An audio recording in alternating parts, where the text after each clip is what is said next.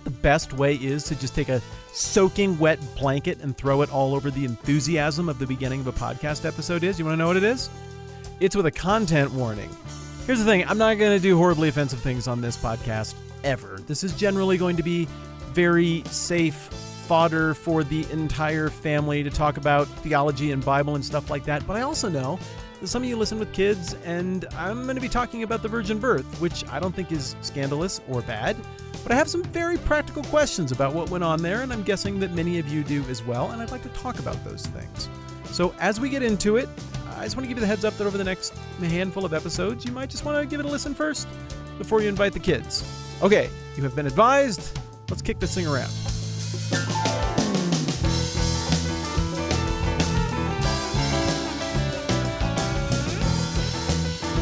Hey, I'm Matt. Welcome back to the 10-Minute Bible Hour podcast, where we take a few minutes every weekday to process through a book of the Bible. Right now, we're working on Matthew, and I really want this podcast to be hyper shareable. And a lot of times when you're working through a big chunk of something like this, it can be hard to share it because you're like, oh, well, I don't want somebody that I invite to this thing to feel left behind and terrible. What I want to do is offer all kinds of on-ramps here by resetting the context so it's easy for other people to jump in, and it's easy for you to remember where we were, because I know you have busy lives and a ton going on. And we're definitely trying to treat the book of Matthew as one big, important, cohesive document that is a part of a much larger, important, cohesive collection of documents known as the Bible that advances one key story, and that is the story of redemption.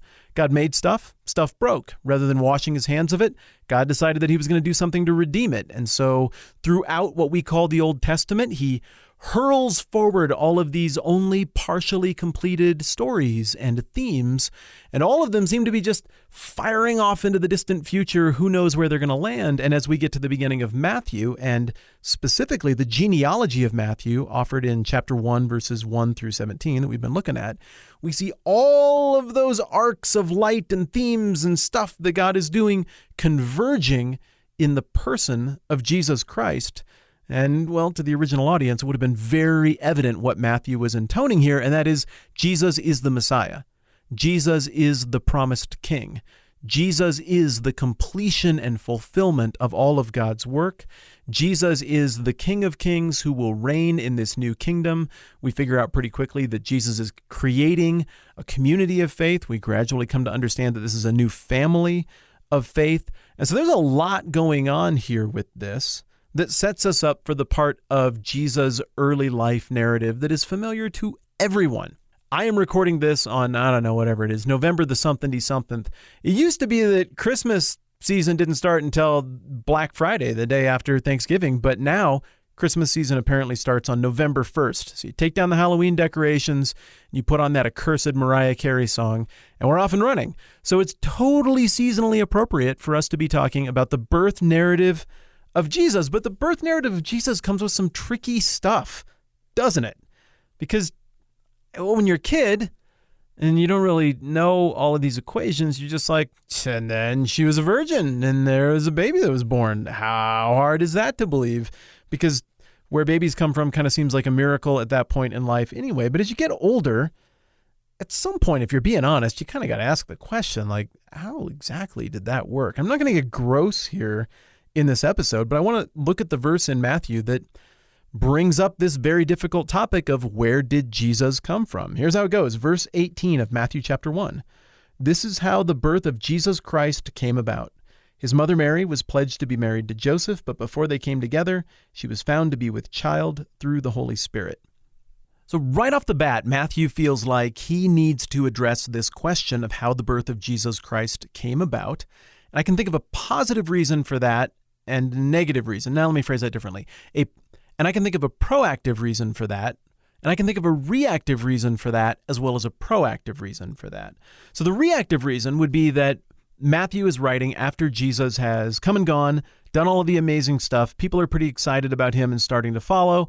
And the original audience would have wanted to know, who is Jesus? Where does he fit? Should I maybe be following him too? Is this the completion of Judaism?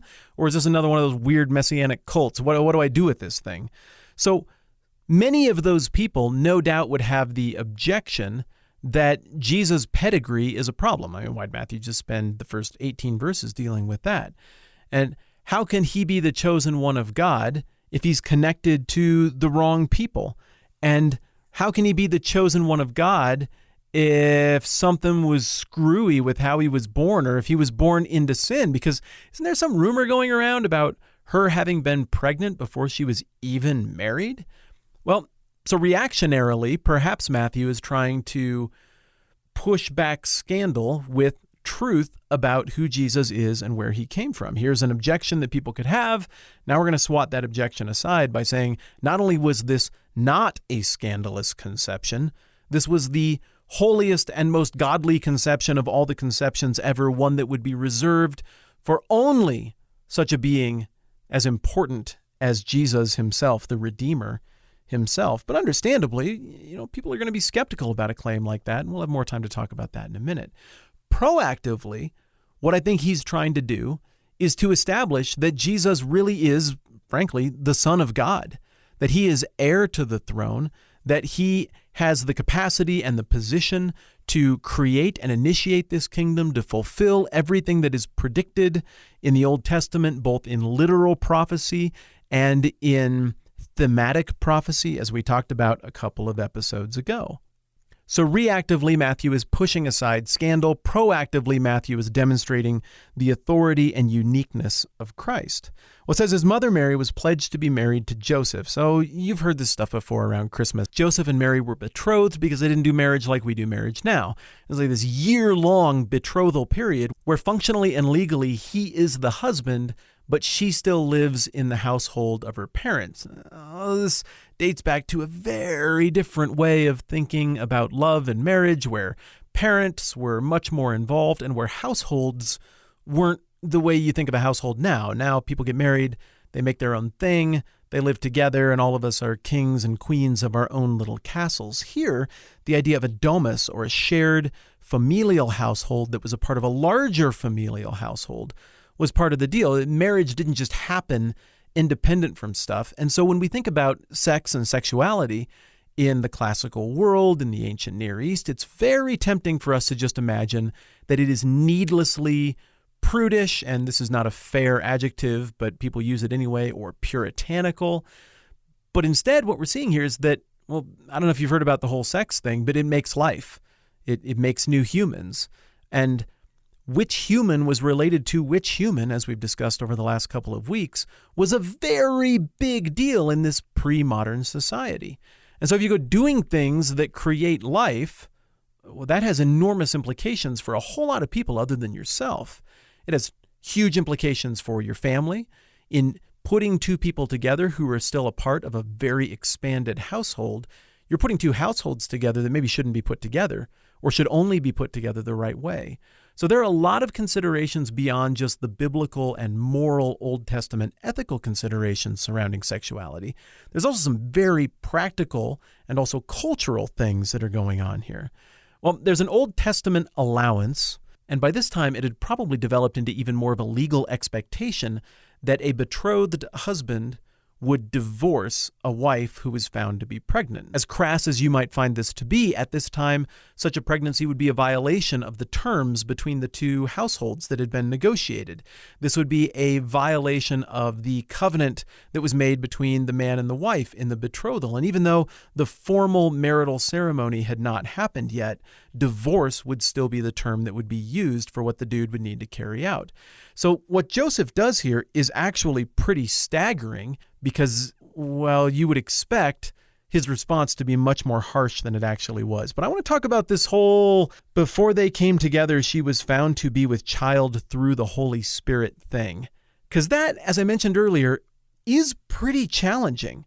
Did God take on some kind of pre-incarnate human form and have a relationship with Mary? Well, almost no Protestants, save some weird fringe sex cults, believe that. We don't believe that God and Mary had a relationship. Catholics certainly do not believe that. The Church Fathers certainly do not believe that. Now, Catholics and some of the Church Fathers believe that Mary was a virgin forever. I read the text and I just absolutely can't square that with what we see about the rest of her life, but that's a debate for another day. We're almost already at 10 minutes. Wow, this goes fast. Okay, executive decision. We're going to hit pause right there, and we are going to pick up right where we left off tomorrow. No introduction or anything. We'll just get right after it, I promise. What I want to talk about next is the relationship between the word virgin in Hebrew and the word virgin in Greek. There's actually some really interesting implications and questions that this raises, and I want to get into it. How important is it that this is actually a virgin birth? And is that actually what the disciples meant? I'm guessing you can suppose what my opinion probably is, but let's give the questions a fair shake. In order to do that, once again, we're going to have to hit pause. So tomorrow, we're going to pick that up. I need to say one more time, thank you to everybody who has left a review or a rating on your podcast app for what's going on this channel. That means a ton, and I'm bringing it up a lot right now because, once again, it's apparently kind of a big deal in the early going of a podcast. I want other people to listen to this. That helps other people get involved in the conversation about the Bible. So if you have a chance to do that, that'd be awesome. I'm Matt. This is the 10-Minute Bible Hour. More on virgin birth stuff mañana.